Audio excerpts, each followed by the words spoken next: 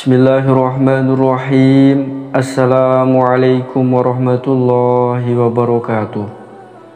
Alhamdulillahirabbil alamin, wassalatu wassalamu ala asyrafil anbiya'i wal mursalin, Sayyidina wa maulana Muhammadin wa ala alihi wa sahbihi ajma'in.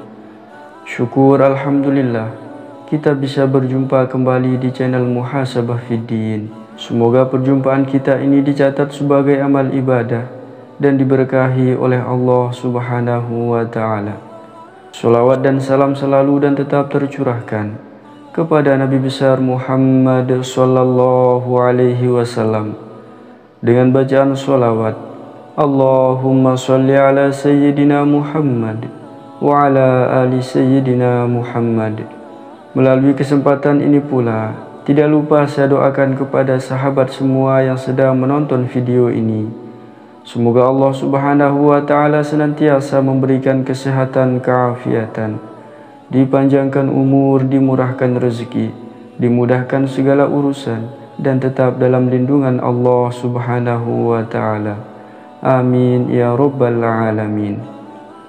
Sahabat beriman yang dirahmati Allah, Salat duha sangat dianjurkan untuk dilaksanakan karena memiliki banyak keutamaan.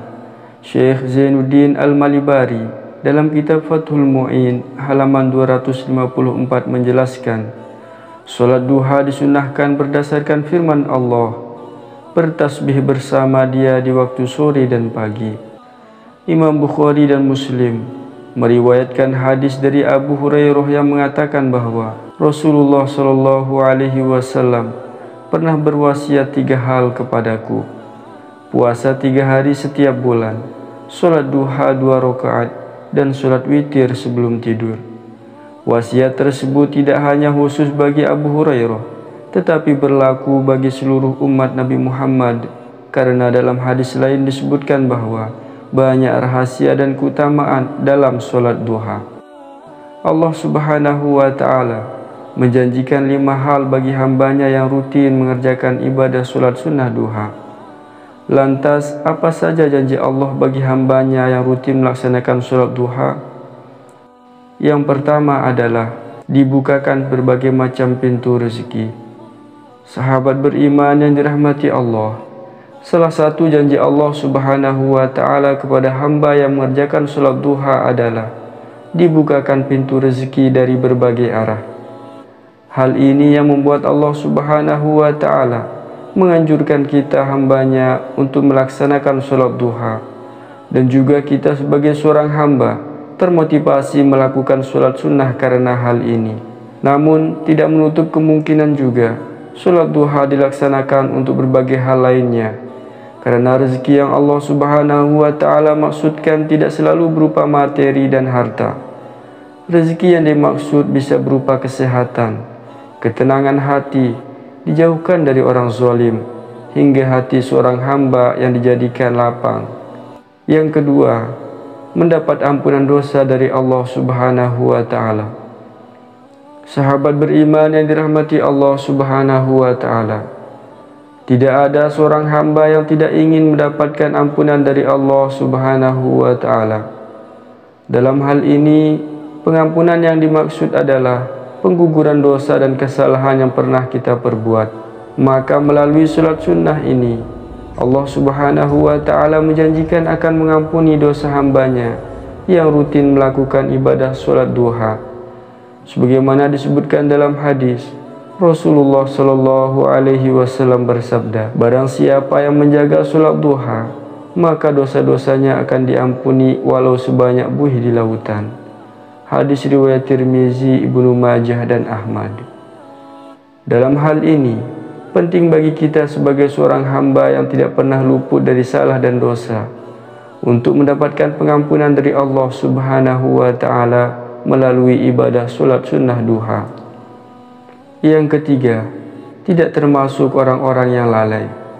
Sahabat beriman yang dirahmati Allah Subhanahu wa ta'ala, lalai dalam hal ini diartikan sebagai hamba yang tidak mengindahkan kewajiban, bisa dikarenakan karena lupa hingga kemalasan.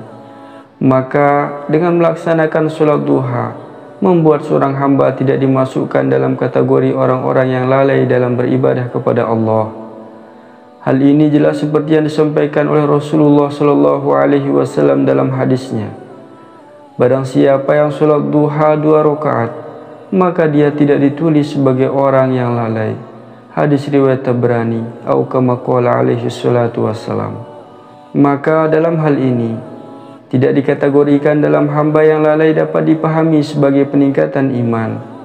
Seorang hamba yang memiliki keimanan yang kuat cenderung tidak lalai dalam beribadah kepada Allah Subhanahu wa ta'ala. Yang keempat, akan dibangunkan istana di surga oleh Allah Subhanahu wa ta'ala. Sahabat beriman yang dirahmati Allah, selain masuk surga, salah satu keinginan seorang hamba yang taat beribadah adalah mendapat keberkahan yang lain. Keberkahan lainnya bisa dipahami sebagai hal-hal yang bersifat duniawi seperti rumah, tempat tinggal, hingga istana.